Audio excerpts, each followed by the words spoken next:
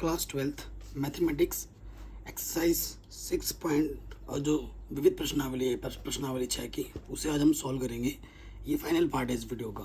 Question number 12 क्या कहता है, त्रिभुज की भुजाओं से ए और बी दूरी पर त्रिभुज के कर्ण पर स्थित एक बिंदु है।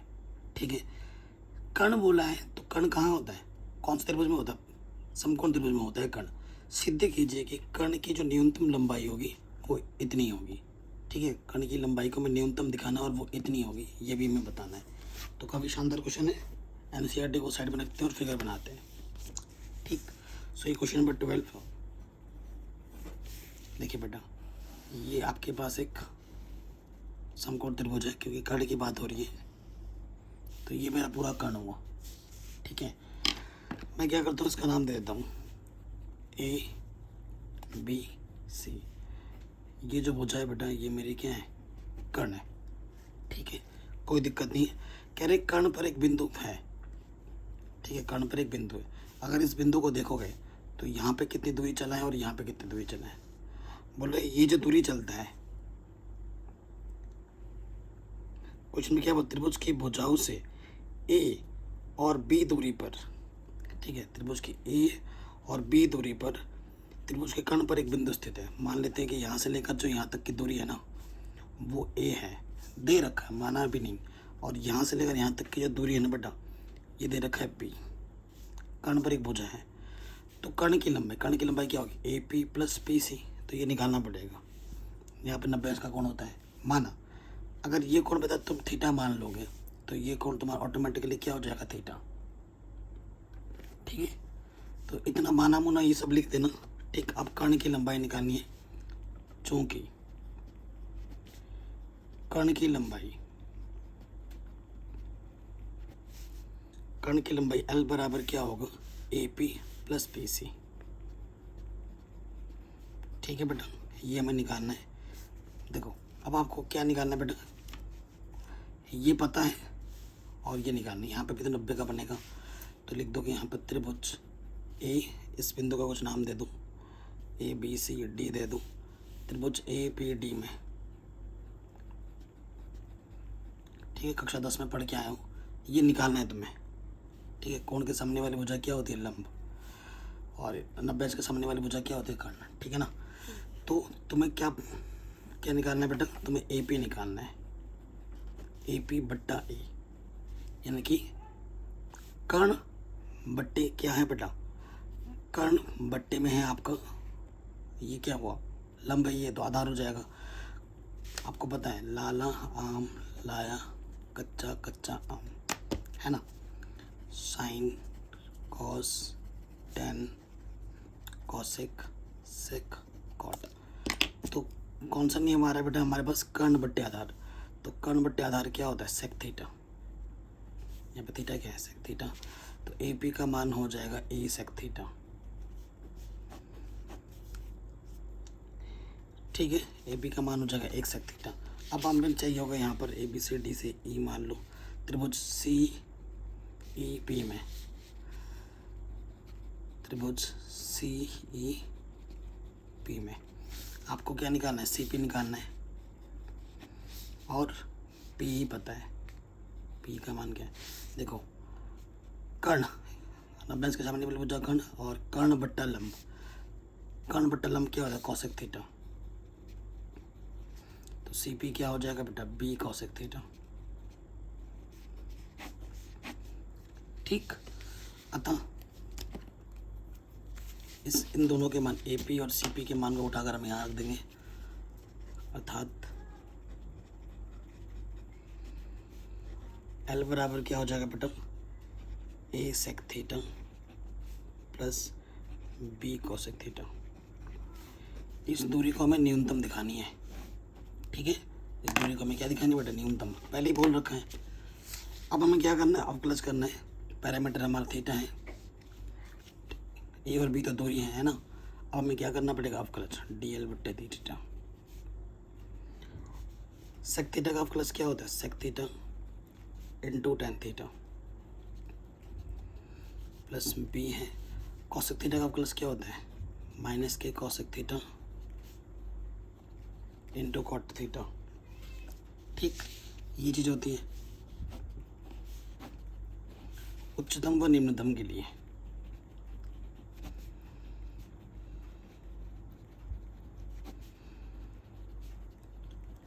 उच्चतम व निम्नतम के लिए हम क्या करते हैं, जो सिंगल डेरिवेटिव किया है उसको हम क्या रखते हैं बेटा, ज़ीरो के इक्वल। तो हमें इसको रखना होगा ज़ीरो के इक्वल। ठीक है, ए सेक थीटा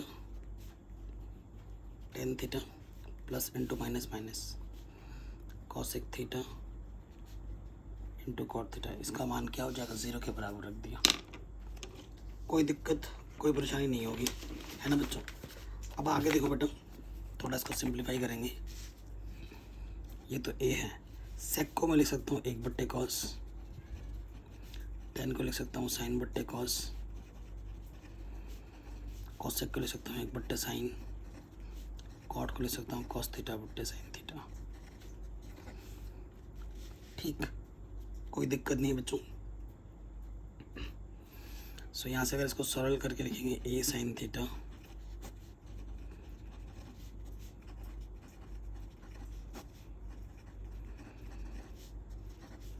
ये माइनस का उधर जाके क्या हो जाएगा बेटा, प्लस का हो जाएगा।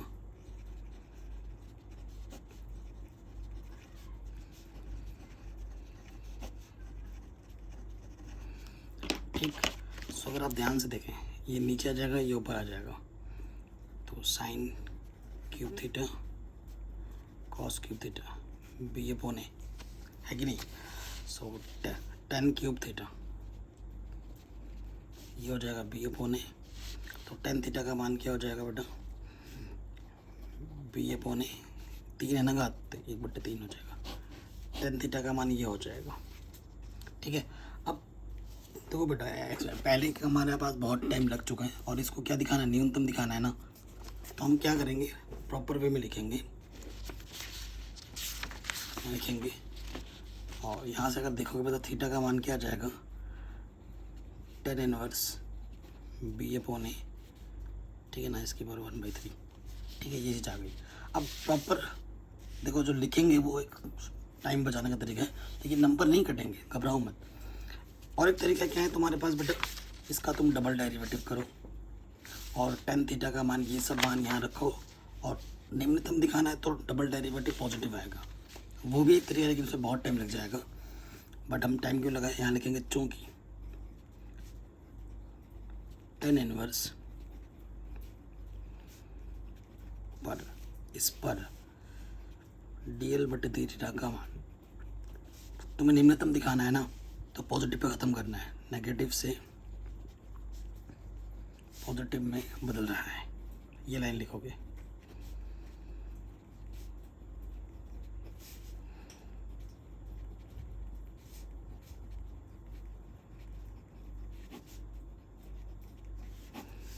ठीक है, अर्थात एल क्या है बटे निम्नतम है, ये चीज़ हो गई। अब आ जाओ,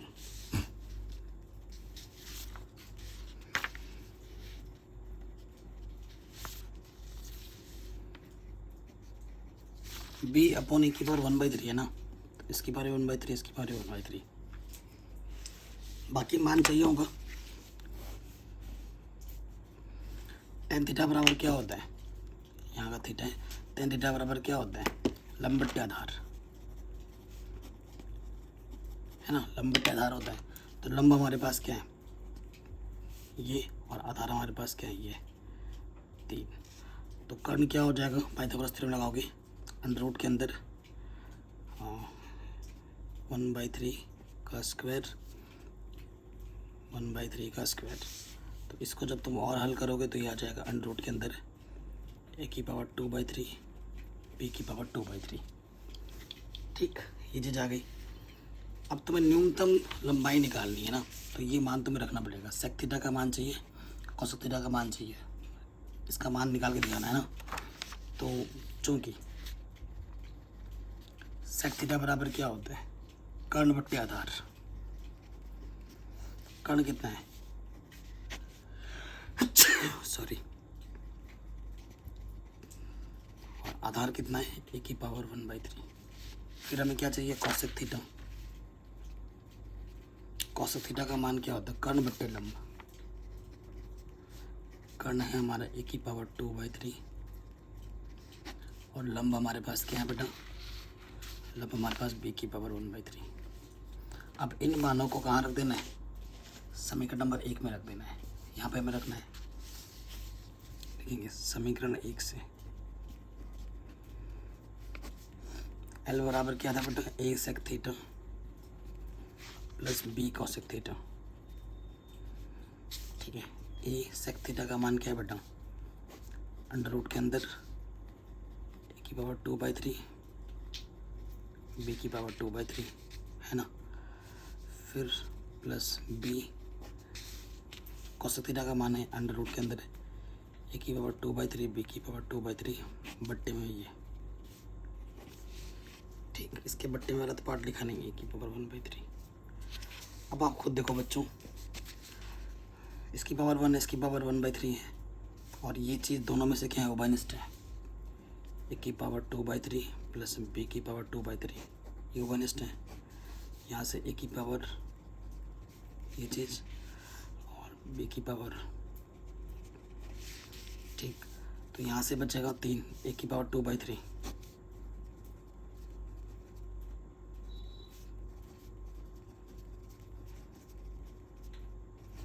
इसकी पावर 1 और इसकी पावर हाफ। ठीक है, 1 और हाफ जोड़ेंगे तो 3/2 हो जाता है। ए की पावर 2/3 बी की पावर 2/3 पावर में आ जाएगा 3/2।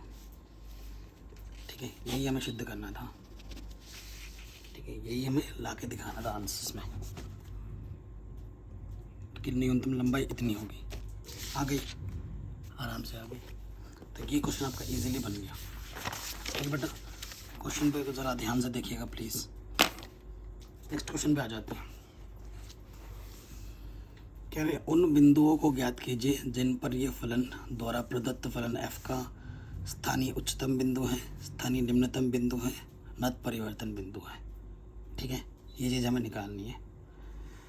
ओके, बिंदु ज्ञात करना है हमें। तो बहुत ही आसान क्वेश्चन ऐसे हम पहले कर रखे हैं।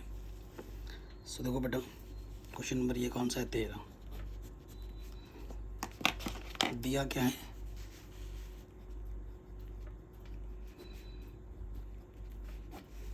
दिया गया जो फलन है वो है f(x) = x - 2 की पावर 4 गुणे में x + 1 की पावर 3।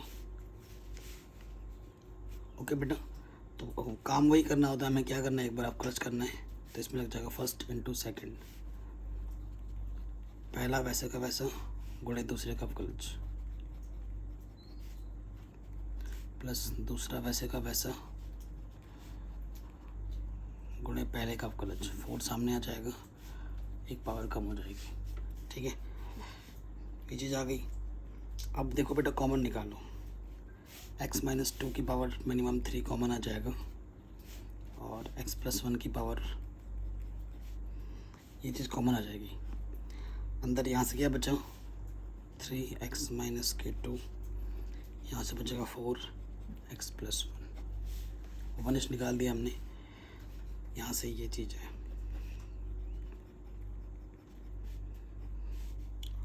3x 3 दूनी 6, 4x + 4, तो ये आ जाएगा 7x - 2। ठीक है, कोई दिक्कत नहीं, कोई परेशानी नहीं। ठीक है, अब देखो बेटा, जब क्योंकि बिंदु निकालना है ना, बिंदुओं के लिए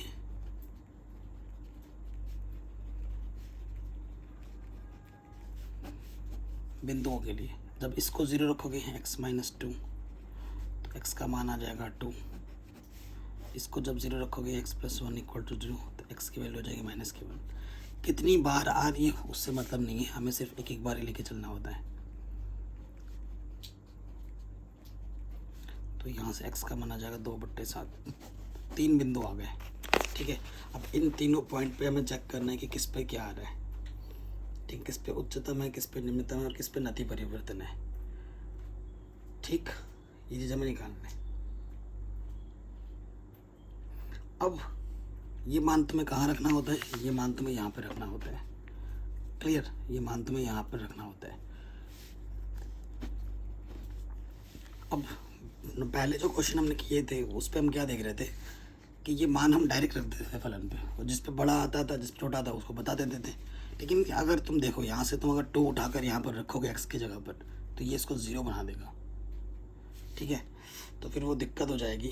तो मैं क्या करता हूँ, देखो बेटा, जिस भी पॉइंट को लोगे उससे बाईं ओर और उससे दाईं ओर हमें देखना होगा कि किस तरीके से परिवर्तन हो रहा है। तो देखो बेटा, हम चेक करेंगे x बराबर 2 पर। पहले हम ये देखेंगे भैया क्या हो रहा है। देखो जब 2 बोला है ना मैंने, x बराबर 2 बोला, तो इधर हुआ दाईं ओर, जैसे 3 4 5, और इधर कम होगा जैसे 1 1.5 है ना, 0, ऐसे मान आ जाएंगे, -1, तो इधर होता है बाईं ओर। तो उस तरीके से हमें चेक करके देखना पड़ेगा कि परिवर्तन कैसे हो रहा है। पहले देखो, जब x 2 के, लेकिन 2 के आसपास ही होना चाहिए, ठीक है, 2 के निकट भी होगा और बाईं ओर होगा। पहले बाईं ओर से देखते हैं, ठीक है, बाईं ओर क्या परिवर्तन हो रहा है, कहाँ देखना है, मान हमें यहाँ रखना होता है f' में, उससे मैं आइडिया लगेगा। f' में रखो 2 के बाईं ओर, जैसे यहाँ पे आप 1.5 भी सोच सकते हो, 1.5 सोच लो अंदाजे के लिए। तुम जब यहाँ 1.5 रखोगे तो ये नेगेटिव आएगा, ये पॉजिटिव आएगा और ये भी पॉजिटिव आएगा। x बराबर अगर 1.5 रख के सोचोगे, ठीक है, तो ये नेगेटिव होगा, ये पॉजिटिव होगा और ये पॉजिटिव होगा, तो कुल मिला के नेगेटिव पॉजिटिव नेगेटिव, तो ये नेगेटिव आ जाएगा। अब हमें सोचना है दाईं ओर, ठीक है। अब किसके लिए सोचना है बेटा, दाईं ओर। परिवर्तन होगा तो पता लगेगा। f' सोचो, जैसे 2 की जगह तुमने 2.5 सोच लो, 2.5, ठीक है, थोड़ा सा ज़्यादा 2.5 सोच लो, पॉजिटिव आएगा। 2.5 सोचोगे तो, है ना, ये वाला पॉजिटिव आएगा, ये भी पॉजिटिव और ये भी पॉजिटिव, पॉजिटिव पॉजिटिव पॉजिटिव, तो पॉजिटिव आ गया। परिवर्तन नेगेटिव से पॉजिटिव में हुआ है, ठीक है। परिवर्तन क्या हुआ, नेगेटिव से पॉजिटिव में ख़त्म हो रहा है, और पॉजिटिव में ख़त्म हो रहा है यानी कि निम्नतम है, निम्नतम है, ठीक है। यानी कि x बराबर 2 पर क्या है बेटा, निम्नतम है। ऐसे ही आपको x बराबर -1 के लिए चेक करना है, x बराबर 2/7 के लिए चेक करना है, ठीक। अगर देखो नेगेटिव से पॉजिटिव आ रहा है तो निम्नतम है, पॉजिटिव से नेगेटिव आ रहा है तो उच्चतम है। अगर चिन्ह ही नहीं बदले, देखो इधर भी नेगेटिव रहे और इधर भी नेगेटिव रहे, अगर चिन्ह ही नहीं बदलता है तब क्या होगा, नति परिवर्तन। तब क्या होगा, नति परिवर्तन। जैसे ये दोनों सेम टू सेम साइन के रहे, चेंज ही नहीं हुआ, तब क्या हो बोलोगे आप, नति परिवर्तन है, ठीक है। तो बेटा इसके लिए क्या होगा और इसके लिए क्या होगा, कमेंट करके मुझे ज़रूर बता देना नीचे, ठीक है। दोनों पार्ट्स आप खुद ट्राई करके मुझे बताना कमेंट करके कि क्या आ रहा है। अगले क्वेश्चन में आते हैं, 14वां। कह रहे ये फलन है हमारे पास, ठीक, और x आ रहा है इस इंटरवल से, द्वारा प्रदत्त फलन f का निरपेक्ष उच्चतम और निम्नतम मान ज्ञात कीजिए। ऐसे क्वेश्चन आपने बहुत कर रखे हैं, ठीक है बेटा। चलिए नेक्स्ट क्वेश्चन पे आते हैं। क्वेश्चन नंबर 14 दिया है, क्या दे रखा है हमें, जो फलन हमें दे रखा है वो दे रखा है cos² x plus sin x, ठीक है। और x कहाँ से आ रहा है, इस इंटरवल से आ रहा है, क्लोज इंटरवल है, तो इनको भी मुझे लेना पड़ेगा। तो रूल वही एक बार आप क्रच करते हैं, ये हो जाएगा, पहले पावर सॉल्व होगी 2 cos x, और cos x का प्लस क्या होता है, माइनस के sin x, sin x का क्या हो जाएगा बेटा, cos x। तो cos x उभयनिष्ठ है, अंदर बचेगा माइनस के 2 sin x प्लस के 1, ठीक। फिर क्या करते हैं बेटा, उच्चतम व निम्नतम के लिए, उच्चतम व निम्नतम के लिए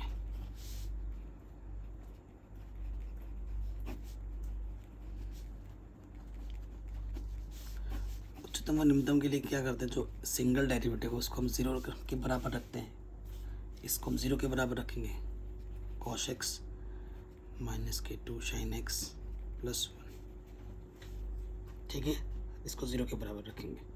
तो पहले केस में आ जाओ, इसको एक बार लेना है, यदि कॉस एक्स का मान अगर 0 लोगे तो 0 किस एंगल पे आता है, π/2 है ना, तुलना करके देख सकते हो, डिटेल में बता रहा हूँ। कॉस π/2 का मान 0 होता है, तुलना करोगे एंगल्स की तो x का मान π/2 आ जाएगा। ठीक है, अब इसको लोगे, यदि -2 sin x + 1 = 0 तो -2 sin x इधर आके प्लस का हो जाएगा, ये 2 गुणे में इधर के बट्टे में आ जाएगा। इसका मान साइन में सोचना, साइन 30 का मान होता है, 30 बोले तो π/6, तो x का मान क्या आ जाएगा, π/6। ठीक है, तो हमारे पास बिंदु कितने आ गए, 1 2 3 4, क्योंकि क्लोज इंटरवल तो इनको भी लेना पड़ेगा। ठीक है, अब एक एक करके चेक करेंगे। x = 0 पर, ठीक, x = 0 पर तो f0 फंक्शन पे रखना है, यहाँ पर यहाँ रखना है। ठीक है, तो cos 0 स्क्वायर है, स्क्वायर कर दिया, फिर sin 0, cos 0 का मान 1 होता है, sin 0 का मान 0, तो ये 1 आ गया। कोई दिक्कत नहीं, कोई परेशानी नहीं। नेक्स्ट वाले पार्ट पे आ जाऊँ। ठीक है, फिर हम निकालेंगे, 1 पे हो गया, 0 पे हो गया। अब हम निकालेंगे 0 के बीच कौन सा था, π/2। ठीक, π/2 पे निकाल लेते हैं, तो यहाँ रखेंगे cos π/2 स्क्वायर, फिर यहाँ आ जाएगा sin π/2। देखो बेटा, cos π/2 का मान होता है 0, 0 का स्क्वायर करोगे 0, sin π/2 का मान होता है 1, तो ये भी आ गया 1। ठीक है, इस पेज पे तो 1 ही आ रहा है। ओके, अब निकालो π/6 पर। ठीक है, π/6 पर तो cos π/6 स्क्वायर sin π/6, तो cos π/6 का मान होता है √3/2 स्क्वायर, और sin π/6 का मान होता है 1/2, तो 3/4 1/2, लॉसअप आ गया 4, 2 दूनी 4, 2 1 कम 2, तो ये आ गया 5/4, 1 से तो बड़ा ही है।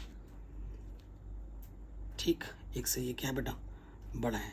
तो देख, आप उच्चतम मान अगर देख रहे हो तो π/4 आ रहा है। ठीक, और निम्नतम मान कितना आ रहा है बेटा, निम्नतम मान आपका 1 आ रहा है।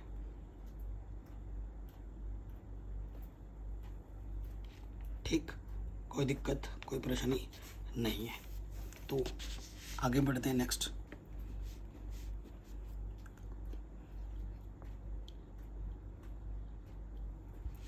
पाई पे भी चेक कर दें क्या, पाई पे देखो जरा,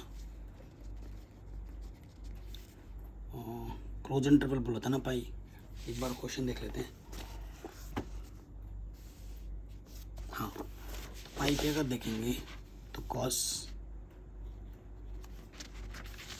पाई स्क्वायर और फिर आ जाता है sin पाई। वैल्यू देखो, पाई कहाँ होता है, यहाँ पे होता है पाई।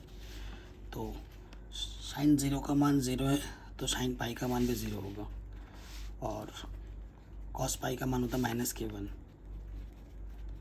-1 का स्क्वायर और 0, तो ये 1 ही आ जाएगा।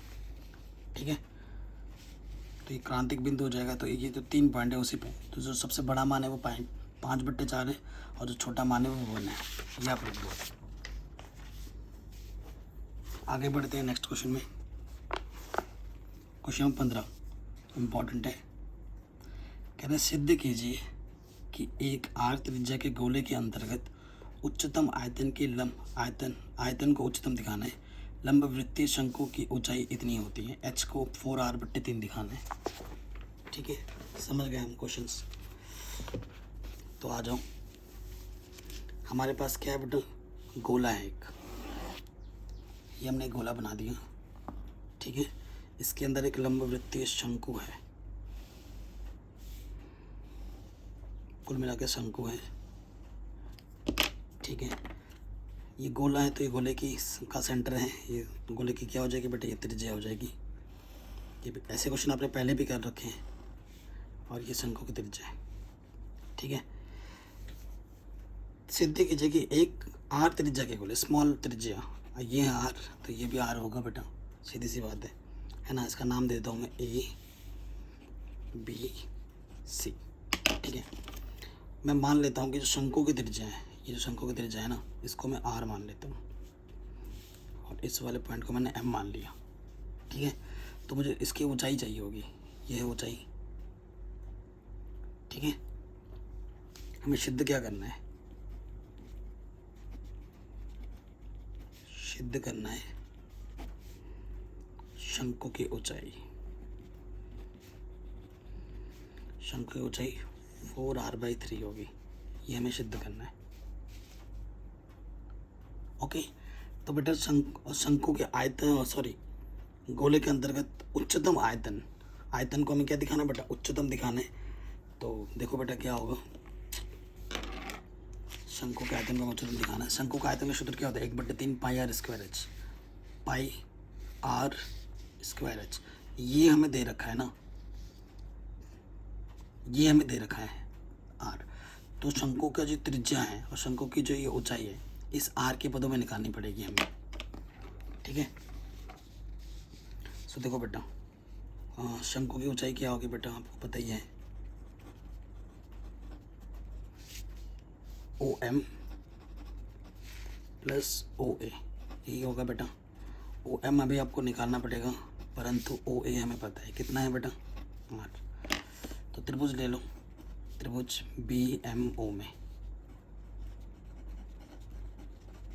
ठीक है। हमने थीटा यहाँ मान लिया, ठीक है, यहाँ 90 है, तो ये होगा, ये हमारा क्या हो जाएगा, लंब, ये हो जाएगा आधार, ठीक है।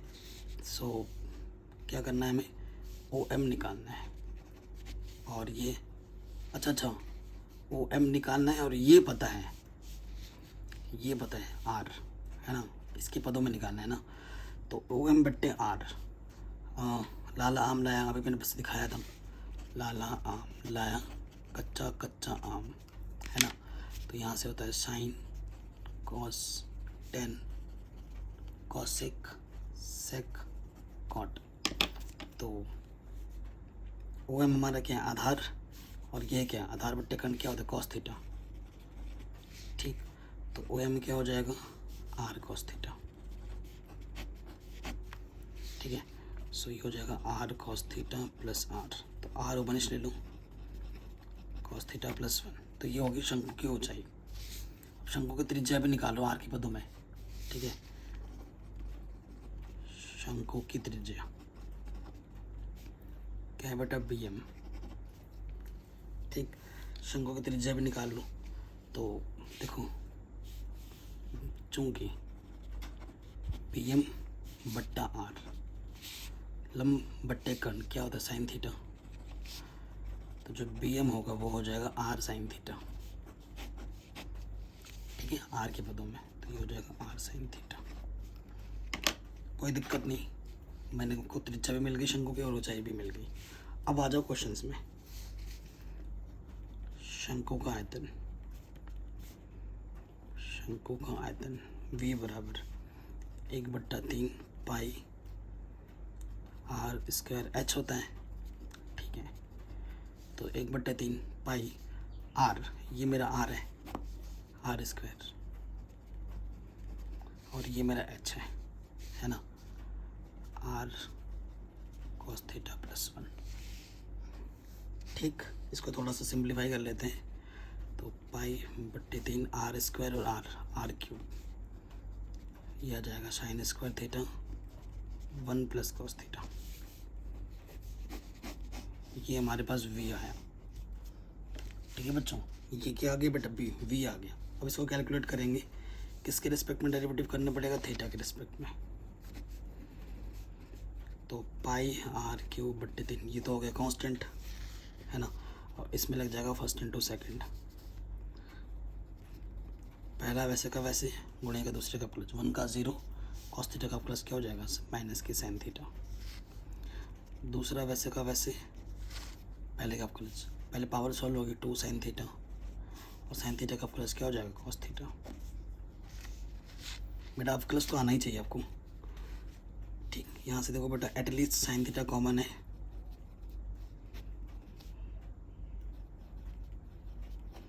यहाँ से क्या बचेगा बेटा,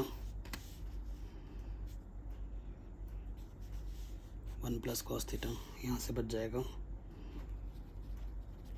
2 कॉस थीटा, और यहाँ से साइन स्क्वायर थीटा।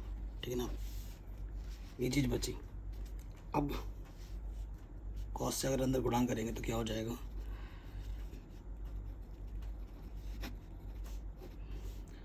तो ये हो जाएगा बेटा, देखो ये कॉस है, ये कॉस है, इसको भी हम कॉस में बदल सकते हैं। ठीक है ना, 2 cos theta plus 2 cos square theta. Sine square को लिख सकता हूँ 1 माइनस कॉस स्क्वायर थीटा। ठीक है ना, 1 माइनस कॉस स्क्वायर थीटा लिख सकता हूँ। कैलकुलेशन बहुत है यार, बाकी तो क्वेश्चन में उतना दम नहीं है, लेकिन कैलकुलेशन बहुत है, उसी के नंबर मिलते हैं आपको।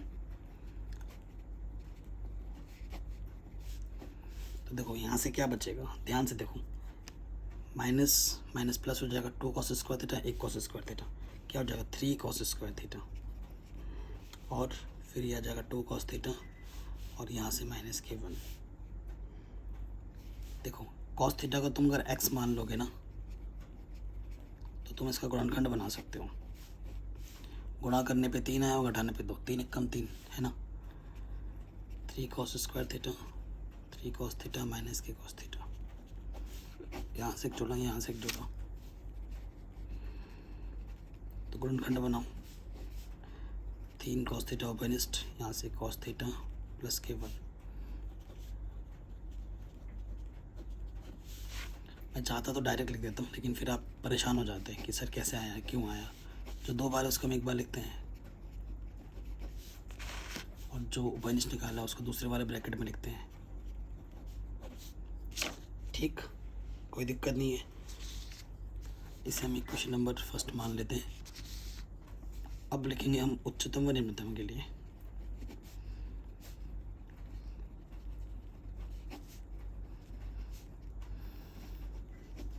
उच्चतम व निम्नतम के लिए क्या होता है बेटा, जो सिंगल डेरिवेटिव है आपका उसको आप 0 के बराबर रखते हो, रखो यहाँ पर।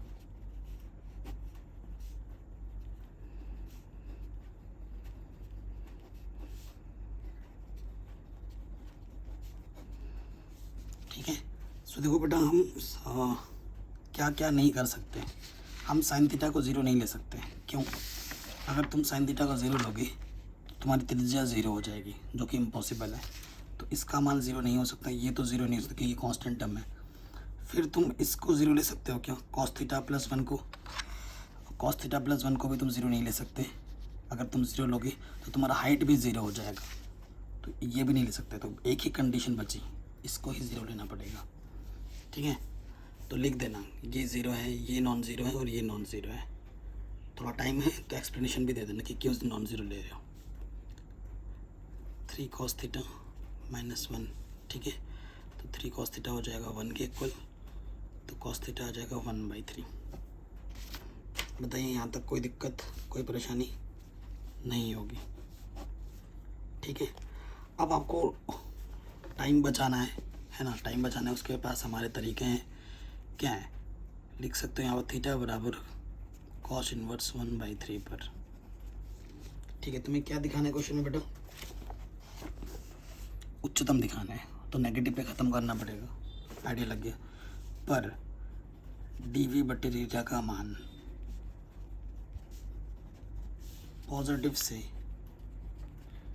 नेगेटिव में बदल रहा है।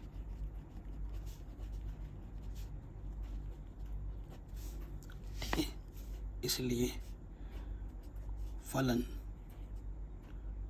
उच्चतम है। ठीक है, उच्चतम दिखाना है, नेगेटिव में ख़त्म हो रहा है, ये चीज़ तो हो गई। अब आपको क्या करना है, शंकु के ऊंचाई को दिखाना है। अतः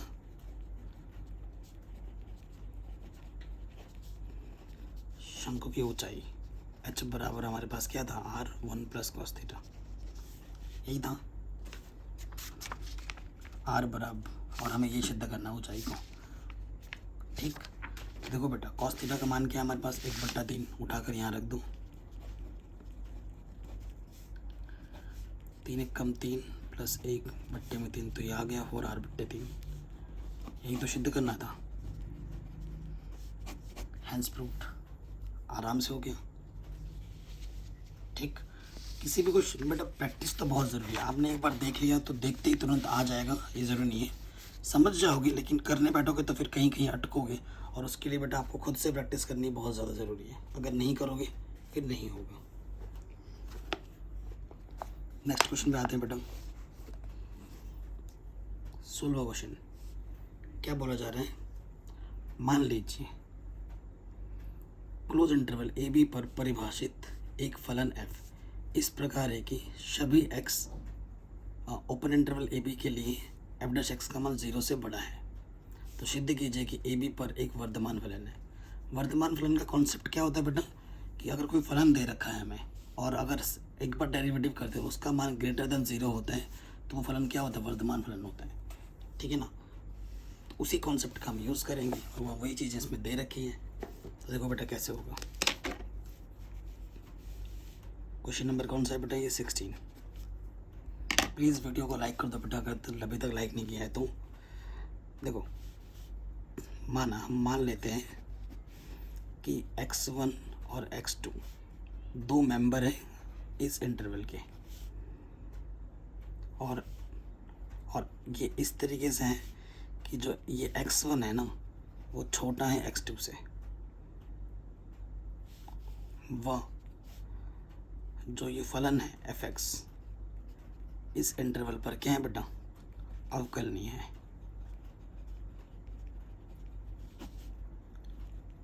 ठीक, प्रॉपर वे में लिखना पड़ेगा। ठीक, अगर ये अवकलनीय है तो सीधी सी बात है, ये जो फलन होगा इस क्लोज इंटरवल में, ठीक है, x1, x2 में क्या होगा, सतत होगा। हर अवकलनीय फलन सतत होता है, पर हर सतत फलन अवकलनीय नहीं होता है। ठीक है, इसलिए देखो इस इंटरवल पर अवकलनीय, इस इंटरवल पर सतत है, तो लैग्रेंज प्रमेय को संतुष्ट करेगा। इसलिए अच्छा, लैग्रेंज प्रमेय तो इस साल तो आपके सिलेबस में नहीं है, लेकिन मैंने पढ़ा रखा है बेटा, आप इसकी यूज़ नहीं दे सकते। लैग्रेंज की मध्यमान प्रमेय से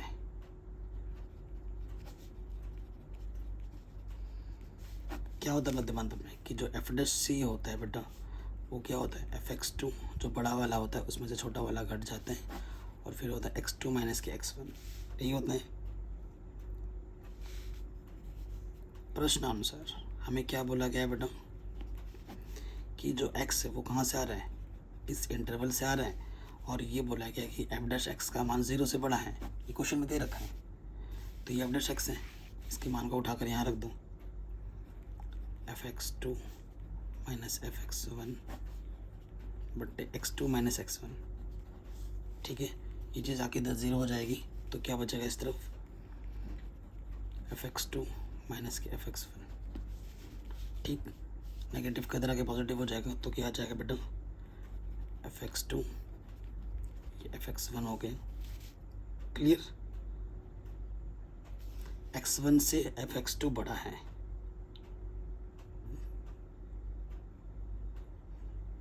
कोई दिक्कत, इसको प्रॉपर वे में भी लिख सकते हैं कि fx1 छोटा है fx2 से। ठीक है, क्योंकि x2 बड़ा है x1 से, ये हमने पहले लेके चले। देखो अगर ये चीज़ है और इस चीज़ को हमने दिखा दी है, clear, for every x1, x2 किस इंटरवल से आ रहे हैं, a, b से, अर्थात जो फंक्शन x है इस इंटरवल ए बी में वर्धमान फलन है। ठीक है, वर्धमान फलन है, ये हम बता देंगे। तो उतना इम्पोर्टेंट क्वेश्चन है नहीं, बट स्किप नहीं कर सकते, क्या पता आ जाए, है ना। तो ये क्वेश्चन भी हमारा आराम से बन गया। आगे बढ़ते हैं नेक्स्ट क्वेश्चन में। काफ़ी इंपॉर्टेंट है 17 और 18वां। 18वां क्वेश्चन काफ़ी बार पूछा गया है, ठीक है। तो पहले 17वां करते हैं। कहने सिद्ध कीजिए कि एक आर त्रिज्या के गोले पे, ये दे रखा है, आर त्रिज्या के गोले के अंतर्गत अधिकतम आयतन के बेलन की ऊंचाई इतनी है और अधिकतम आयतन भी आपको ज्ञात करना है, ठीक। क्वेश्चन नंबर 17 ये दीजिए, ठीक है बेटा। सो देखो बच्चों, हमें क्या बोल रखा है, गोला तो अब फिर से वही दे रखा है कि ये गोला है, ठीक है, और उसकी जो त्रिज्या है कैपिटल आर दे रखा है, और इसके अंदर एक बेलन है, अधिकतम आयतन का एक बेलन है,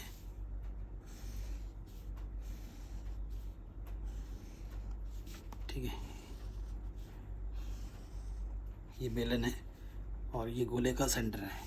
गोले का सेंटर मैं मान देता हूँ ओ है ये,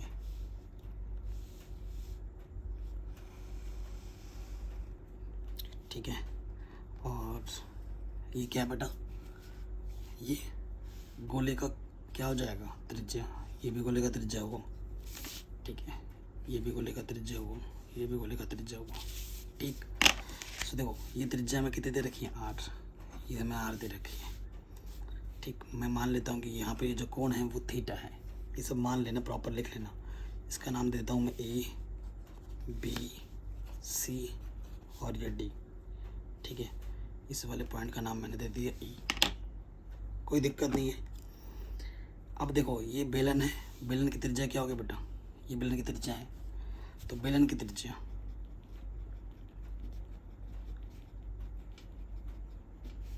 निकालनी पड़ेगी। अगर ये थीटा है तो ये भी ले लो, और ये आर दे रखा है ना, तो त्रिभुज ओ ई बी में, ओ ई बी में, हाँ क्या निकालना है बेटा, ई बी निकालना है, और आर हमें पता है। तो लंब बट्टे, देखो लंब बट्टे कर्ण साइन थीटा होता है, तो ई बी का माना जाएगा आर साइन थीटा, ठीक है। तो बेलन की त्रिज्या हो जाएगी आर साइन थीटा, ओके। फिर हमें बेलन की ऊंचाई भी चाहिए, ठीक है। बेलन की ऊंचाई देखो, इतना प्लस इतना है, ये टोटल है ऊंचाई, इतना निकालोगे, इसका डबल कर दोगे तो ऊंचाई आ जाएगी। अब हमें निकालना है बेलन की ऊंचाई,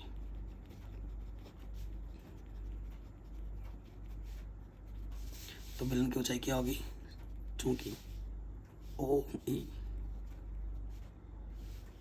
बट्टे आर, देखो ये क्या है बेटा, ये आधार बट्टे कर्ण, आधार बट्टे कर्ण क्या होता है, कॉस थीटा, तो यहाँ आ जाएगा कॉस थीटा, तो ओ ई हो जाएगा आर कॉस थीटा। तो बेलन की जो ऊंचाई है वो ओ ई का डबल है, ट्वाइस ऑफ ओ ई, तो ये हो जाएगा 2, और इसका मान है आर कॉस थीटा, ठीक है। हमें बेलन की त्रिज्या भी मिल गई, बेलन की ऊंचाई भी मिल गई। अब आ जाओ बेलन के आयतन में, ये क्योंकि आयतन निकालने के लिए बेलन के आयतन का सूत्र क्या होता है, पाई आर स्क्वायर एच, तो त्रिज्या भी मैंने निकाल ली, ऊंचाई भी मैंने निकाल ली इसके पदों में, क्योंकि यही हमें दे रखा है। चूंकि बेलन का आयतन सूत्र क्या होता है बेटा, pi r square h, pi r का मान हमें दे रखा है आर साइन थीटा, और एच का मान हमें दे रखा है 2r cos theta. Proper way में लिख लेंगे 2 पाई r cube sine square theta cos theta. कोई दिक्कत, कोई परेशानी नहीं है, ठीक है। कोई दिक्कत नहीं है। अब आगे बढ़ेंगे बेटा हम, थीटा है तो इसको तो बाहर निकालो, ये कांस्टेंट है, थीटा के रिस्पेक्ट में हम डेरिवेटिव करेंगे, 2 पाई आर क्यूब बाहर आ जाएगा, फर्स्ट इंटू सेकेंड लग जाएगा, फर्स्ट वैसे का वैसा, सेकेंड का डेरिवेटिव, कॉस थीटा का साइन थीटा, सेकेंड वैसे का वैसा इंटू फर्स्ट का डेरिवेटिव, पहले पावर सॉल्व होगी, और फिर साइन थीटा का डेरिवेटिव क्या होता है, कॉस थीटा, ठीक। कोई दिक्कत, कोई परेशानी यहाँ तक तो नहीं होनी चाहिए। अब देखो बेटा आगे आ जाओ, 2 pi r cube sine cube theta and 2 cos square sine theta, यही है ना। तो साइन थीटा कॉमन है, निकाल दें। यहाँ से पॉजिटिव का क्या बचेगा, 2 कॉस स्क्वायर थीटा, और यहाँ से बचेगा माइनस के साइन स्क्वायर थीटा। क्लियर, ये कॉस में है तो इसको भी कॉस में बना लेते हैं। प्रीवियस क्वेश्चन में भी यही काम किया था हमने। तो साइन को मैं लिख सकता हूँ 1 minus cos square, minus minus plus हो जाएगा,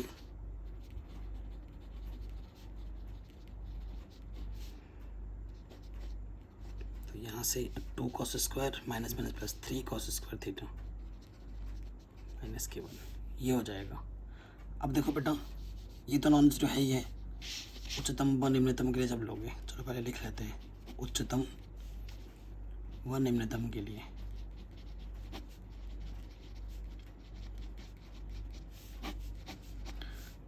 ठीक, उच्चतम और निम्नतम के लिए क्या होता है बेटा, जो सिंगल डेरिवेटिव होता है उसको हम 0 के बराबर रखते हैं, है ना। तो देखो बच्चों क्या होगा,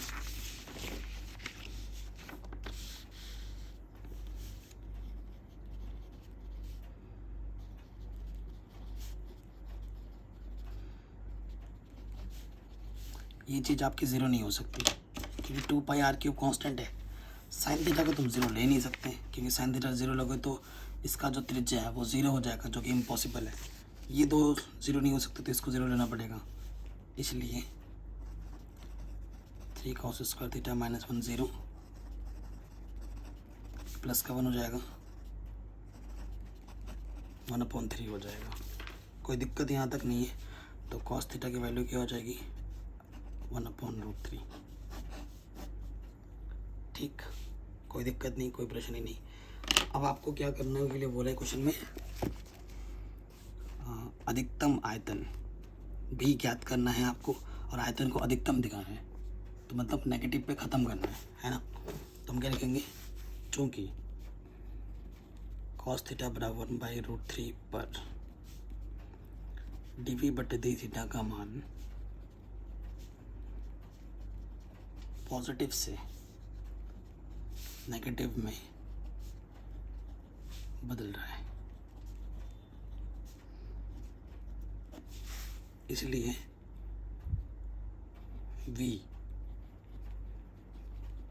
मतलब आयतन उच्चतम होगा।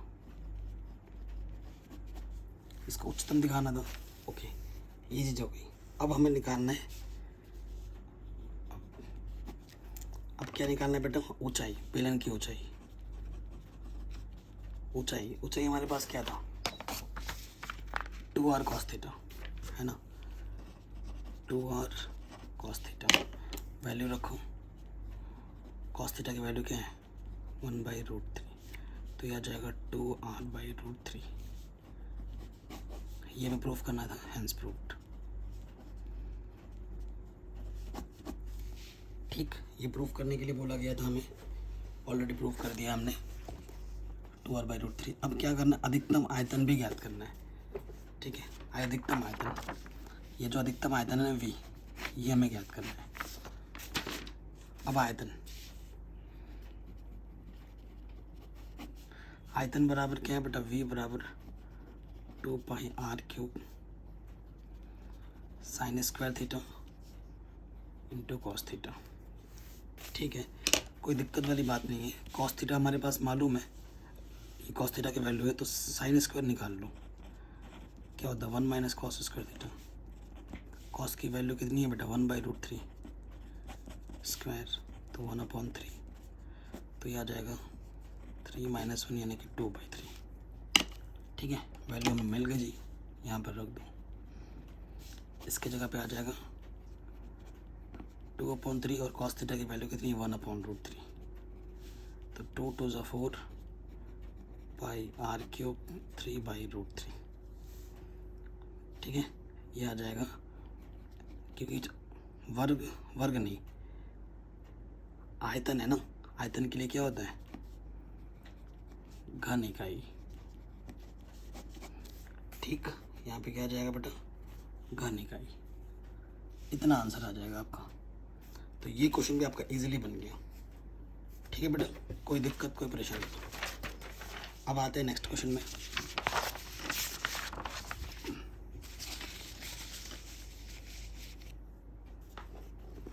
नेक्स्ट क्वेश्चन क्या बोल रहा है बेटा, काफ़ी इंपॉर्टेंट है। कह रहे सिद्ध कीजिए कि अर्धशीर्ष कोण अल्फा और ऊंचाई एच के, ये दो चीज़ दे रखी हैं, तो इन्हीं का उपयोग करना पड़ेगा। एच के लंब वृत्तीय शंकु के अंतर्गत अधिकतम आयतन, आयतन को अधिकतम दिखाना है। बेलन की ऊंचाई शंकु की ऊंचाई की 1/3 है और बेलन का अधिकतम आयतन इतना है। आयतन को निकाल के आपको ये दिखाना भी है। ठीक है, तो ये हमारा क्वेश्चन हो गया शानदार जानदार। चलिए पहले तो बेटा फिगर बनाते हैं। ठीक, पहले हम क्या बनाएंगे, फिगर चित्र। हमें क्या दे रखा है बेटा, एक शंकु के अंतर्गत, पहले शंकु बना लेते हैं, थोड़ा बड़ा बनाना।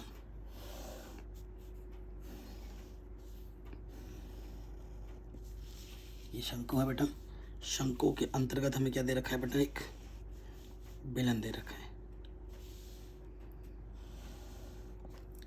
ठीक, ये बेलन की क्या हो जाएगी, आधार।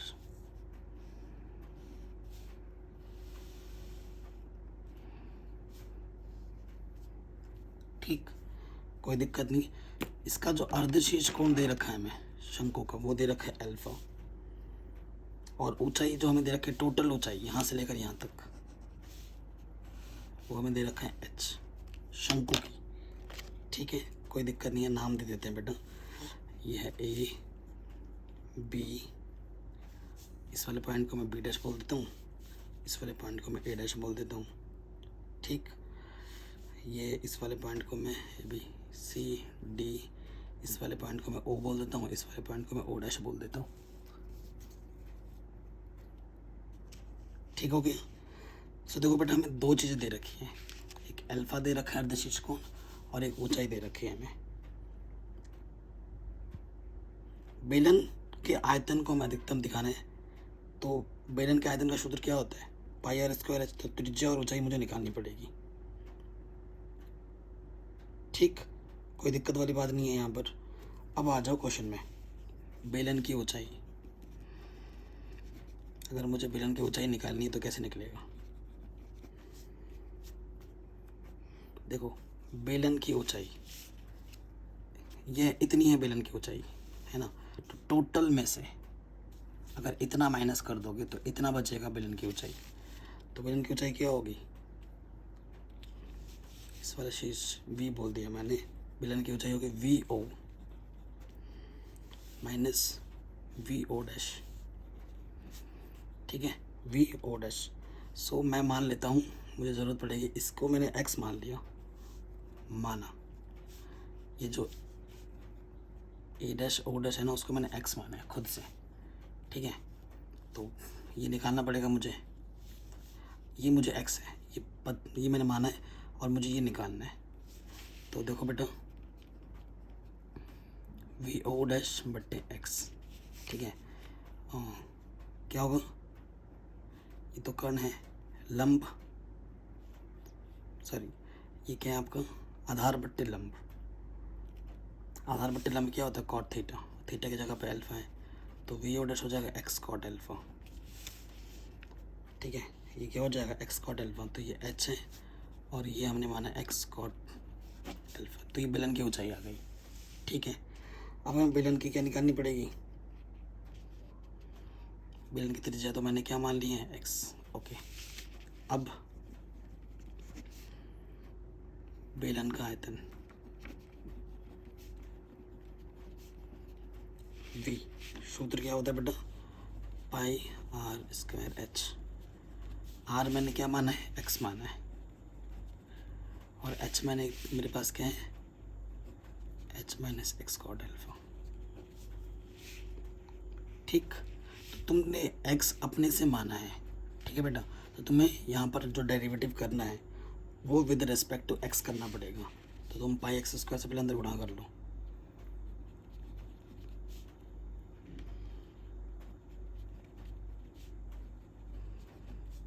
ठीक, ये मेरे पास v आ गया। अब हमें क्या करना पड़ेगा, जैसे करते आ रहे हैं, एक बार डेरिवेटिव करना पड़ेगा एक्स के सापेक्ष में। तो पाई एच कांस्टेंट है, एक्स स्क्वायर का हो जाएगा 2x, पाई कॉट अल्फा कांस्टेंट और एक्स क्यूब का हो जाएगा 3x स्क्वायर। कोई दिक्कत कोई परेशानी नहीं होगी। फिर क्या करेंगे, उच्चतम व निम्नतम के लिए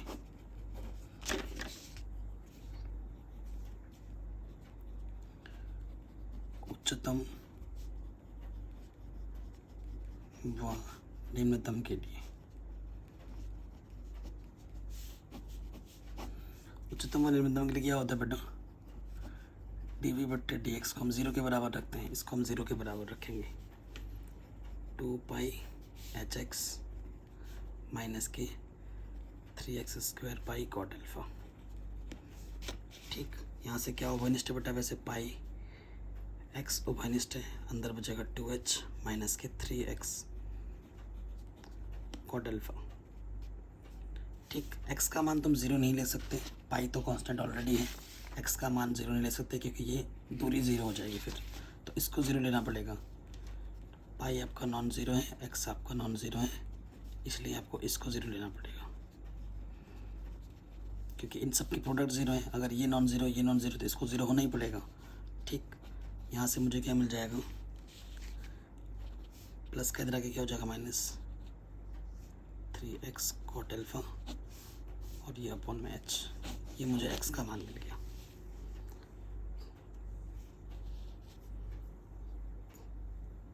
एक सेकेंड,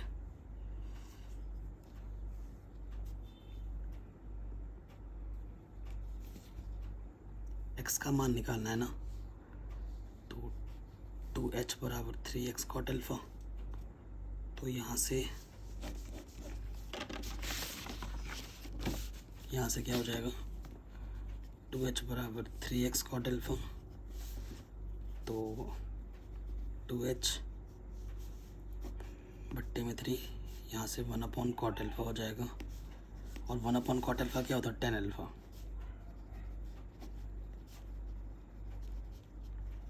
ये आ गया x का मान। ठीक है बेटा, ये आ गया x का मान। अब तुम्हें कैलकुलेशन थोड़ा सिंप्लीफाई करना है, वैसे ही कैलकुलेशन इतना लेंथी क्वेश्चन है, तो तुम क्या करोगे, अब तुम क्या करोगे, इसको क्या दिखाना है बेटा, इसको दिखाना है अधिकतम, है ना, अधिकतम दिखाना है। तो अधिकतम दिखाना है, नेगेटिव पे ख़त्म करना पड़ेगा। क्या करोगे, चूँकि x बराबर 2h tan अल्फा अपॉन 3 पर dv/dx का मान पॉजिटिव से नेगेटिव में बदल रहा है। ठीक है, इसलिए v उच्चतम है। ठीक, ये लैंग्वेज लिखोगे, बहुत काम आपका शॉर्ट हो जाएगा। ओके बच्चा, ये चीज़ होगी। अब बेलन की ऊंचाई को शंकु की ऊंचाई की हाफ दिखानी है। ठीक है, चूंकि बेलन की ऊंचाई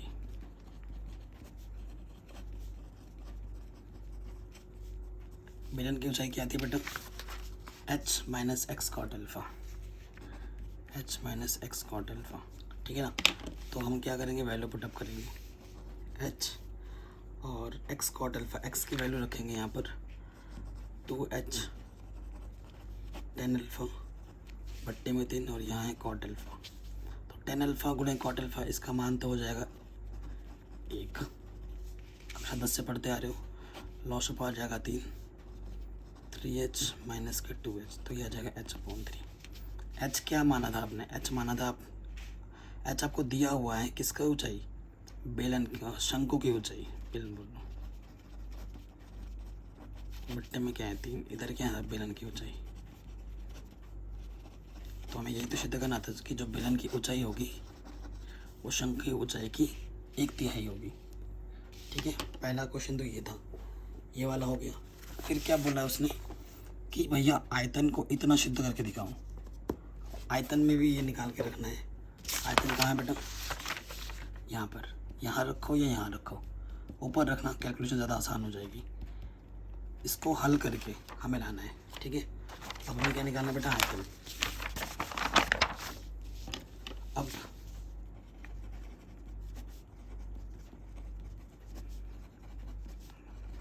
बेलन का आयतन। ऐसे क्वेश्चनों को पेजेस में करना ही सबसे बेस्ट है, क्योंकि लेंथी क्वेश्चन है ना, दिखाना पड़ता है। अब स्लाइड्स करके दिखाते तो तुम्हें समझ में कुछ नहीं आता, तो ऐसे क्वेश्चंस के लिए पेज ही बेस्ट है। Pi x square h minus x cot alpha, ठीक है ना बेटा, ये चीज़ है। ये आयतन है ना, यहाँ रखा है हमने। अब हम मान उठा कर रख देंगे, ठीक। तो देखो बेटा, पाई एक्स का मान क्या है बेटा, 2h/3 tan अल्फा स्क्वायर है। फिर यहाँ h, एक्स का मान रखेंगे 2h tan अल्फा/3 और गुणे में क्या है कॉट अल्फा। यहाँ से क्या हो जाएगा, देखो बेटा, इसका मान हो जाएगा 1, आइडेंटिटी है ये, और 2 का वर्ग 4 h स्क्वायर 3 दिया 9, यहाँ से आ जाएगा tan स्क्वायर अल्फा, और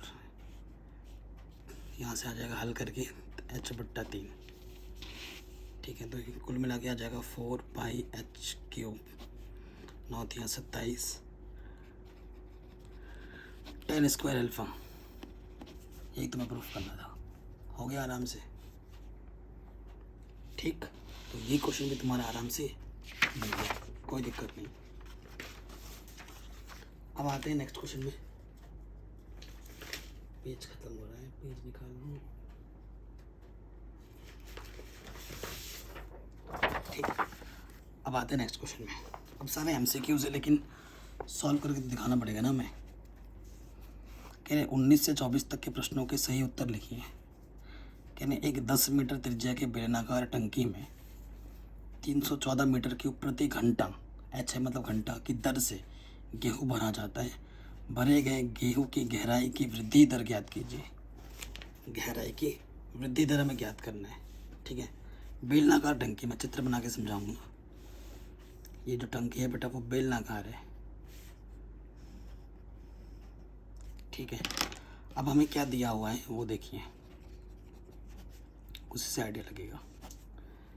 यहाँ क्या बोला गया बेटा, मीटर क्यूब यानी आयतन, घंटा यानी कि समय, ठीक है। हमें दिया आयतन को हम v से प्रतिनिधित्व करते हैं, यानी कि जो परिवर्तन है dv/dt, ये हमें दे रखा है 314 मीटर क्यूब प्रति घंटा।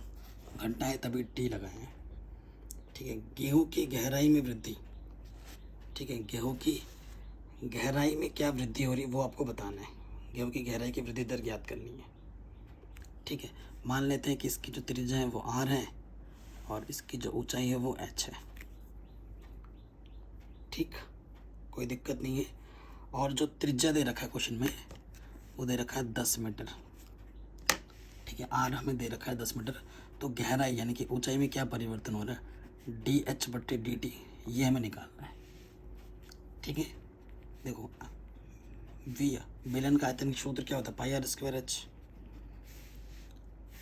t है ना, तो t के सापेक्ष आप प्लस कर देंगे, तो पाई और h बाहर आ जाएगा, r स्क्वायर का प्लस होगा 2r, सॉरी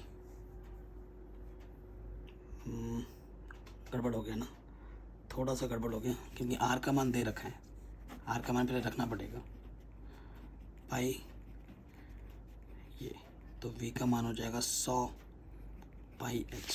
अब करेंगे प्लस t के सापेक्ष, ठीक है बेटा। तो 100 पाई कांस्टेंट है और h का क्या हो जाएगा dh/dt, ठीक। तो dv/dt का मान दे रखा है 314, 100 पाई इधर गुणे में है, इधर आके बट्टे में आ जाएगा, ठीक है।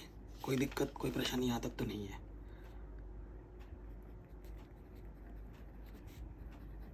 ये आ गया कि फिर इसको थोड़ा और सरल कर सकते हैं। 100 और पाई का मान होगा 3.14, देखो 3.14 को 100 से गुणा करेंगे 314 आ जाएगा, 314 1 314, तो dh/dt का मान आ गया 1, h का मान मीटर, t का मान घंटा, मीटर प्रति घंटा, ठीक है। तो ऑप्शन नंबर कौन सा सही हो जाएगा, पहला वाला, ठीक। ऑप्शन नंबर पहला वाला जो है वो हमारा बिल्कुल सही हो जाएगा। कोई दिक्कत नहीं, कोई परेशानी नहीं, आराम से होगा। आगे आते हैं नेक्स्ट क्वेश्चन में। कह रहे हैं वक्र है एक्स या वाई बिंदु इतने पर स्पर्शरेखा की प्रवणता क्या होगी। पैरामीट्रिक फॉर्म में प्रवणता निकालनी है, बहुत ही आसान क्वेश्चन है। चलिए सॉल्व करते हैं। क्वेश्चन नंबर कौन सा बेटा, ये हमारा 20।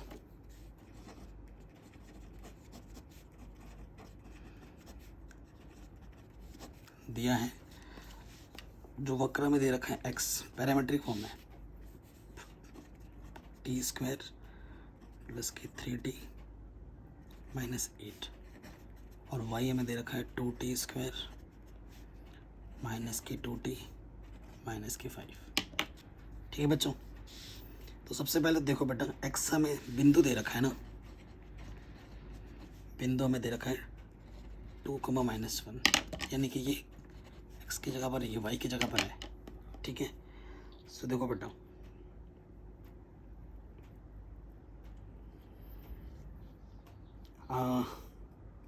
हमें एक प्रवणता निकालनी है। ठीक, हमें क्या निकालनी है बेटा, प्रवणता निकालनी है। सो देखते हैं पहले क्या निकालते हैं। प्रवणता क्या होती है, प्रवणता होती है आपकी dy/dx। तो यहाँ हो जाएगा dy/dt dx/dt। ठीक है, लेकिन एक लोचा भी आएगा, वो मैं बता दूंगा क्या आएगा, पहले निकाल लेते हैं। dx/dt 2t + 3 और यहाँ से आ जाएगा dy/dt कितना आ जाएगा बच्चों, 2 दूनी 4t -2। सो यहाँ से आ जाएगा dy/dx 4t माइनस के 2t + 3। ठीक, अब प्रवणता तो निकालनी, तो किसका मान रखा जाए ये बात आ रही है। यहाँ तक तो किसी को कोई दिक्कत ही नहीं होगी।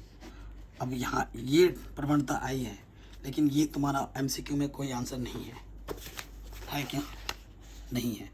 अब क्या करेंगे, ऐसे क्वेश्चनों को क्या करेंगे, अब देखो कैसे करेंगे। t का मान रखना पड़ेगा ना, तभी आंसर आएगा। तो यहाँ पर x का मान रखना पड़ेगा और यहाँ पर ये y का मान रखना पड़ेगा। चूँकि x की जगह पे 2 रख दिया, 2t² + 3t माइनस 8। इसको हल करो तो tt प्लस के 2 इधर आके माइनस का 2 या माइनस के 10। ठीक है, इसका गुणनखंड करो, तो गुणनखंड करेंगे तो ये आ जाएगा। तो यहाँ से मुझे t का एक मान मिलेगा -5 और यहाँ से t का मान मिलेगा 2। ठीक है, चूँकि यहाँ y का मान क्या रखो, -1, तो यहाँ से -1 इधर आके प्लस का हो जाएगा -4। गुणा करने पे कितना है 8, 2 वंश ले सकते हो।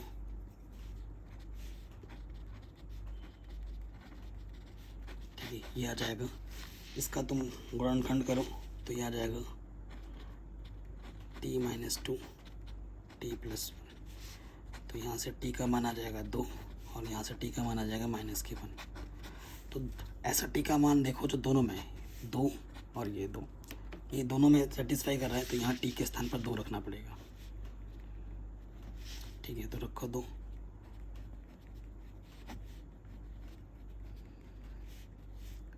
आठ में से 2 घटाओगे 6, 4 और 3 9, 4 और 3 7 होता है, 9 बोल रहा हूँ, 6/7। सो आंसर आ जाएगा 6/7। ठीक है बच्चों, देखो 6/7 कहीं ऑप्शन में दिख रहा है क्या, दिख रहा है, ऑप्शन नंबर बी सही हो जाएगा। ठीक, तो ये क्वेश्चन भी हमारा आराम से बन गया। नेक्स्ट में आ जाओ। ये रेखा दे रखी है y = mx + 1 और वक्र हमें ये दे रखा है कि एक स्पर्श रेखा है, तो m का मान ज्ञात करना है। बहुत ही शानदार क्वेश्चन है। देखो बेटा, वक्र हमें दे रखा है y² = 4x और रेखा जो हमें दे रखी है वो दे रखा है y = mx + 1। ठीक, तो अगर आप ध्यान से देखें, मैं अगर फिक्स चित्र बनाऊँ, 4x, ये y² = 4x का ग्राफ है। ठीक है, और y = mx + 1 कहीं इससे इसकी स्पर्श रेखा है। तो ये जो m है बेटा इसका मान हमें ज्ञात करना है। तो चूँकि वाई स्क्वायर बराबर क्या है बेटा 4x, तो x के सापेक्ष जब प्लस करेंगे तो 2y dy बट्टा dx, यहाँ से आ जाएगा 4, 2 दूनी 4 dy बट्टा dx, ये हो जाएगा 2/y। ठीक, कोई दिक्कत नहीं, कोई परेशानी नहीं। अब देखो ये स्पर्श रेखा है, ये क्या बेटा रेखा है, इसको समीकरण एक मान लो। अब माना एक बिंदु है x1, y1, ठीक है, और ये जो बिंदु है बेटा वो स्पर्श बिंदु है, रेखा का स्पर्श बिंदु है, ठीक है, ये माना। तो उस हिसाब से dy बट्टे dx क्या होती है, प्रवणता होती है 2/y1, ये हो जाएगी प्रवणता, ठीक है, इसको सेटिस्फाई करेगा, स्पर्श बिंदु है, प्रवणता हो गई, इसलिए स्पर्श रेखा का समीकरण क्या होगा, ये भी रेखा है ना, स्पर्श रेखा का समीकरण सूत्र क्या होता है y minus y1 m x minus x। अब इसके आगे क्या होगा बच्चों, देखो ये y है ना, माइनस के y1 इधर के क्या हो जाएगा प्लस के y1, और इधर क्या है बेटा m x x minus x1, ठीक। अब क्या होगा, इसको ढंग से लिख लेते हैं, y बराबर, अगर इसको ढंग से लिखेंगे तो ये आ जाएगा एम एक्स को साथ में रखना, और ये y1 और अंदर गुणा कर देंगे तो y1 माइनस के mx1, तो ये क्या आ गया, ये स्पर्श रेखा का समीकरण आ गया, ठीक है, स्पर्श रेखा का समीकरण,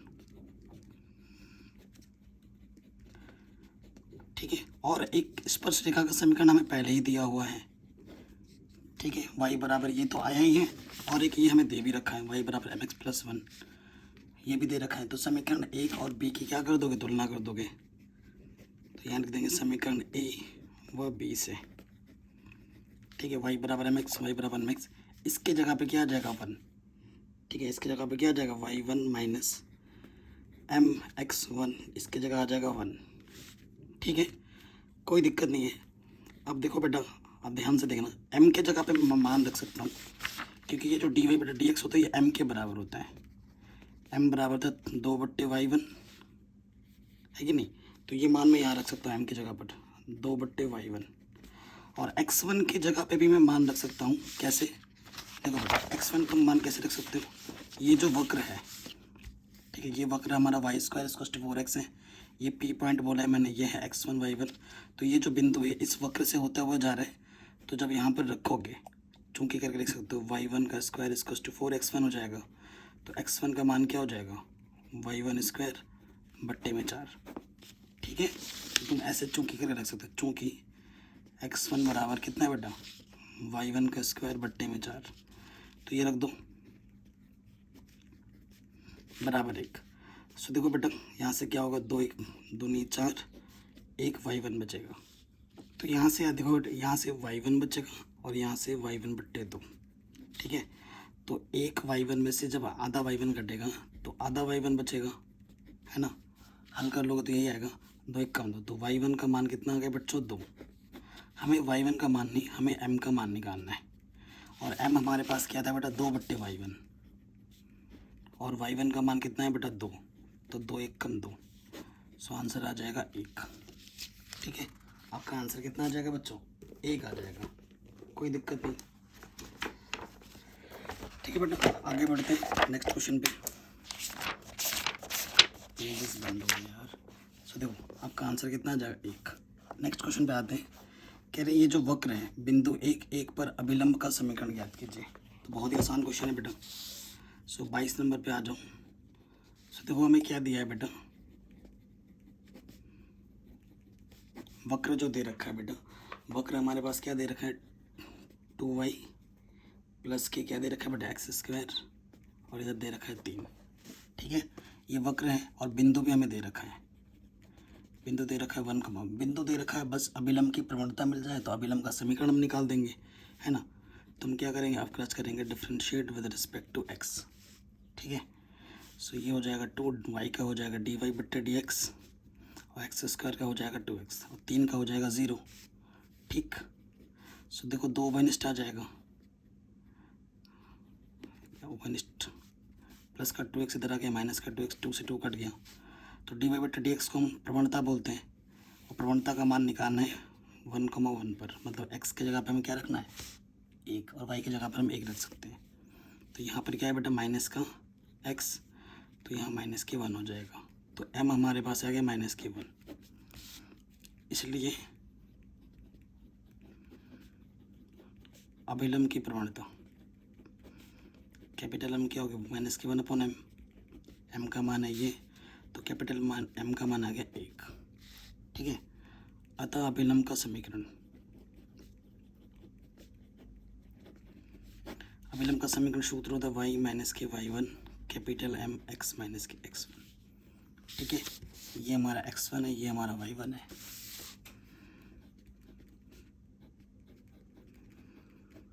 x1 कितना यार 1 है ना, तो y माइनस के 1 1 से गुणा करेंगे यही रहेगा, अरे यार 1 आएगा, x1 लिख देता हूँ। तो x प्लस का y इधर आके माइनस का हो गया और माइनस का 1 इधर आके प्लस का 1 हो गया। ठीक है, तो x माइनस वाई बराबर 0, ये हमारा आंसर आएगा, यानी कि हमारा जो ऑप्शन नंबर सेकंड है। अब आते हैं क्वेश्चन नंबर 23 में, कह रहे हैं x square equals to 4y का एक बिंदु 1,2 से होकर जाने वाला अभिलंब क्या है, अभिलंब का समीकरण क्या है। तो समीकरण दे रखा है, तो समीकरण बताना है।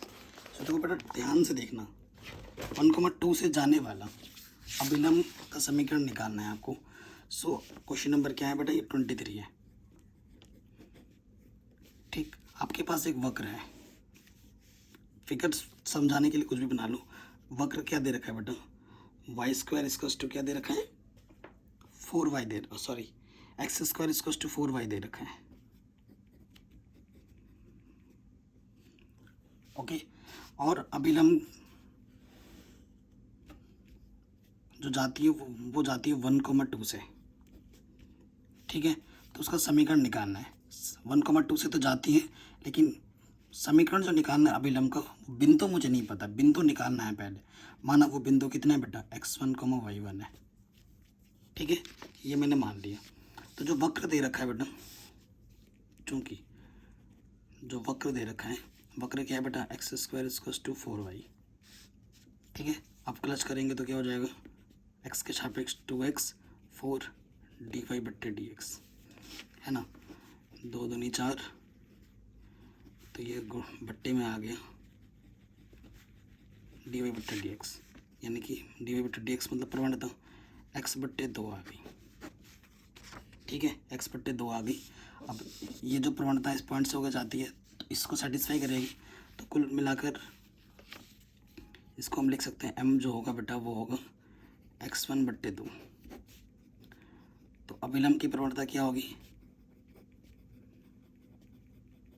अभिलंब की प्रवणता क्या होती है बेटा माइनस के 1 अपॉन m। अभिलंब की प्रवणता को कैपिटल M से प्रतिनिधित करते हैं, तो कैपिटल M क्या आ जाएगा बेटा माइनस के 2 बट्टे x1, बट्टे वाला ऊपर आके गुणे में आ जाएगा। कोई दिक्कत यहाँ तक तो नहीं होगी। इसलिए अभिलंब का समीकरण,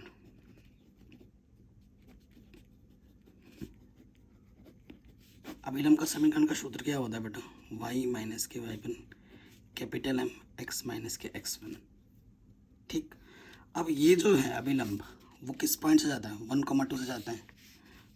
तो यहाँ पर लिखो, चूंकि बिंदु 1,2 से जाती है, और यही आपको निकालना भी है, जाती है, तो x के जगह पे आपको 1 रखना है और y की जगह पे 2। तो 2 माइनस के y1 m का मान रख दूंगा माइनस के 2 बट्टे x1, और x के जगह पे क्या रखना है 1, ये चीज़। ठीक है, इधर आ जाएगा 2x1 माइनस के x1 y1 माइनस के 2 माइनस माइनस प्लस के 2x1 कटा, तो माइनस से माइनस कटेगा, तो x1 y1 क्या आ गया 2 के बराबर आ गया। ठीक है, मुझे x1 y1 ही चाहिए, जैसे तो मेरा काम बन जाएगा। ये जो x1 y1 है वो इस वक्र से भी होता हुआ जा रहा है, क्योंकि बिंदु जो x1 y1 है वो वक्र x square equals to 4y से जाता है, तो उसको भी सेटिस्फाई करेगा, यानी कि x1 square equals to 4y1 होगा, है ना। और यानी कि जो y1 होगा वो x1 का स्क्वायर बट्टे 4 होगा, बिल्कुल होगा। ठीक, अब मैं क्या करूँगा ना, इस y1 का मान उठाकर मैं यहाँ पर रख सकता हूँ। ठीक है, मैं रख दूँगा x1 है, y1 का मान क्या है बेटा, x1 का स्क्वायर बट्टे में 4 और ये 2, तो x1 का क्यूब हो जाएगा 4 दूनी 8, तो 8 को लिख सकता हूँ मैं 2 की घात 3, तुलना कर दूंगा तो x1 का मान आ जाएगा 2, जो मुझे चाहिए। y1 भी चाहिए मुझे, तो y1 मेरे पास क्या है बेटा, y1 है मेरे पास x1 का स्क्वायर बट्टे 4, x1 कितना है 2, 2 का वर्ग बट्टे 4, तो 4 बट्टे 4 यानी कि y1 कितना हो जाएगा 1। इसलिए जो बिंदु मुझे चाहिए बेटा वो मुझे मिल गया, x1 y1 था, ये पॉइंट ऑफ कांटेक्ट वाला बिंदु मुझे मिल गया, जो कि है बेटा कितना 2,1। x1 y1 का मान समीकरण यहाँ पे रख दो, आपका m भी मिल चुका है ना, यही कर देता हूँ मैं। ठीक है, अब क्या करना है बेटा, x1 y1 का मान यहाँ रख देना है, तो y1 का मान कितना है बेटा 1 और m माइनस के 2, x1 का मान कितना आया था बेटा 2, x1 का मान कितना है 2, हल कर लो, y माइनस 1 माइनस का 1 माइनस के x माइनस माइनस प्लस के 2, तो माइनस के x प्लस y और माइनस का 1 जाके प्लस का 1, तो x प्लस वाई बराबर 3, या तो ये आंसर होगा या फिर x प्लस ये चीज़, ये आंसर होगी। अब ऑप्शन में देख लो क्या है बेटा, x प्लस वाई बराबर 3, ठीक है, ऑप्शन नंबर ए हमारा बिल्कुल सही हो जाएगा। शानदार क्वेश्चन था, आराम से बन गया। अब आते हैं इसके लास्ट क्वेश्चन में। अगर आपने अभी तक वीडियो को लाइक नहीं किया बेटा, प्लीज़ वीडियो को लाइक करो, हर जगह शेयर करो, चैनल पर नए हो तो बेटा सब्सक्राइब करके अपना प्यारा सपोर्ट ज़रूर दो। चैप्टर नंबर 7वां 8वां ऑलरेडी करा रखा है, लिंक्स मिल जाएंगे डिस्क्रिप्शन पे। नेक्स्ट क्वेश्चन बेटा क्या बोल रहा है, आखिरी क्वेश्चन कह रहे हैं वक्र 9y स्क्वायर बराबर x क्यूब पर वे बिंदु जहाँ पर वक्र का अभिलंब अक्षों से समान अंतःखंड बनाता है क्या होंगे, अक्षों से समान अंतःखंड बनाते हैं तो वो क्या होंगे, वो आपको बताना है। लास्ट क्वेश्चन है बेटा और ज़बरदस्त क्वेश्चन है, जो वक्र में दे रखा है बेटा, वक्र में दे रखा है 9y स्क्वायर x क्यूब के बराबर है। ठीक है, तो कंडीशन दे, पहले हम क्या करेंगे, प्रवणता निकालेंगे, x के सापेक्ष क्या कर देंगे अवकलज, तो 9 पहले क्या आ जाएगा 2y और y का प्लस क्या हो जाएगा बेटा dy बट्टे dx और इधर हो जाएगा 3x स्क्वायर, 3 तिया 9, 3 दूनी 6, तो dy बट्टे dx ये हो जाएगा x स्क्वायर, 3 दूनी 6y बट्टे में। ठीक है, ये वक्र है, ठीक है, पर वे बिंदु जहाँ पर वक्र का अभिलंब अक्षों से समान अंतःखंड बनाते हैं, तो ये वाला बिंदु मैंने मान लिया कि ये भैया x1, y1 है। ठीक है, जो इस वक्र से भी जा रहा है और इस अभिलंब से भी। ठीक, तो ये प्रवणता हो गई, प्रवणता m क्या हो जाएगी बेटा, m हो जाएगी आपकी x, तो इसको मैं लिख सकता हूँ x1 का स्क्वायर 6y, ये आपकी प्रवणता। तो अभिलंब की प्रवणता क्या हो जाएगी,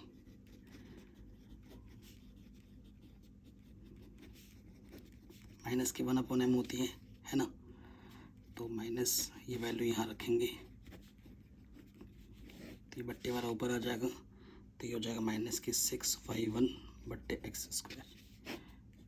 ठीक है, ये हमारी अभिलंब की प्रवणता आ गई, कोई दिक्कत नहीं है।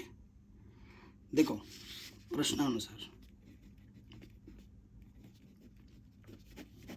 क्या बोला है, समान अंतःखंड बनाती है। इस नोट को याद रखना, समान अंतःखंड बनाती है। जब समान अंतःखंड बनाती है ना, तो प्रवणता का जो मान होता है वो हमेशा ±1 के बराबर होता है। ये नोट लिख लो, ठीक। तो हमेशा किसका बराबर होता है, ±1 के बराबर होता है। तो ये मान हम रख लेंगे यहाँ पर।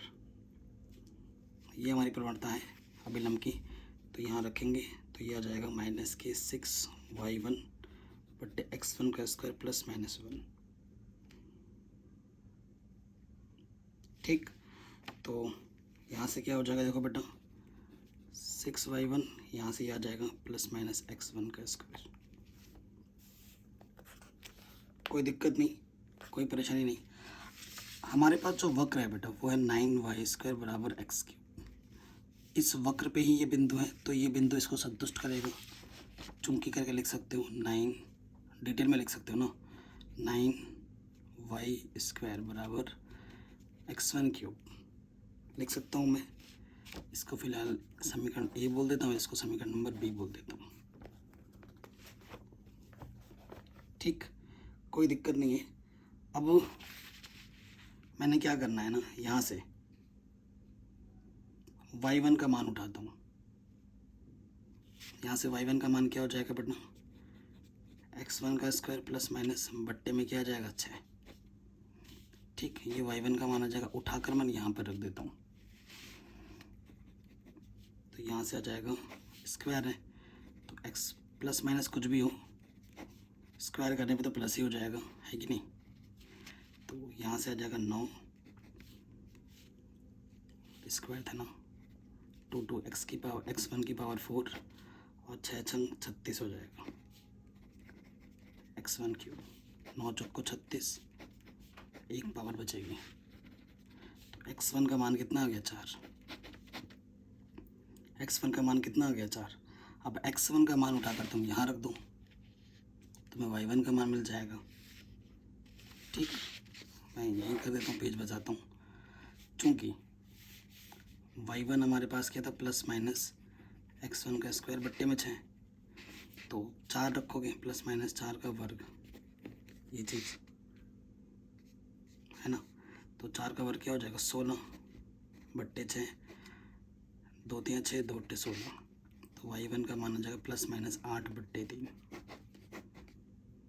ठीक है, तो जो आपका बिंदु होगा x1, y1, तो 4 ±8 बट्टे 3 होगा। ठीक है, ये तुम्हारा आंसर आ जाएगा, 4 ±8 बट्टे 3। ऑप्शन नंबर ए बिल्कुल सही हो जाएगा। इस तरीके से ये पूरा चैप्टर हमारा कंप्लीट हो गया।